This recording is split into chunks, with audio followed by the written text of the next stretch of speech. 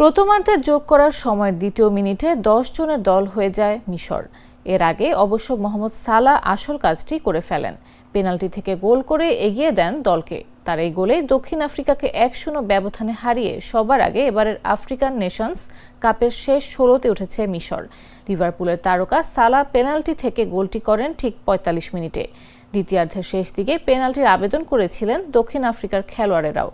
মিশরের বক্সের মধ্যে বল হাতে লেগেছিল তাদের খেলোয়াড় ইয়াসির ইব্রাহিমের, কিন্তু রেফারি দক্ষিণ আফ্রিকার পেনাল্টি সেই আবেদনে সাড়া দেননি। এবারের আফ্রিকান নেশনস কাপে এটি মিশরের টানা দ্বিতীয় জয়। এর আগে বি গ্রুপের প্রথম ম্যাচে জিম্বাবুয়েকে 2-1 গোলে হারিয়েছে তারা। সেই ম্যাচেও যোগ করার সময়ের প্রথম মিনিটে দলের জয়সূচক গোলটি করেছিলেন সালাহ।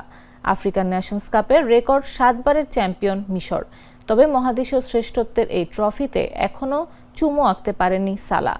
এবার আফ্রিকান নেশনস কাপ জয়ের মিশন নিয়েই মরক্কোতে পা রেখেছেন তিনি। শেষ 16তে তো উঠলেন, মরক্কোতে চলমান এই টুর্নামেন্টের শিরোপা কি জিততে পারবেন সালাহ? সময় দেবে তার উত্তর।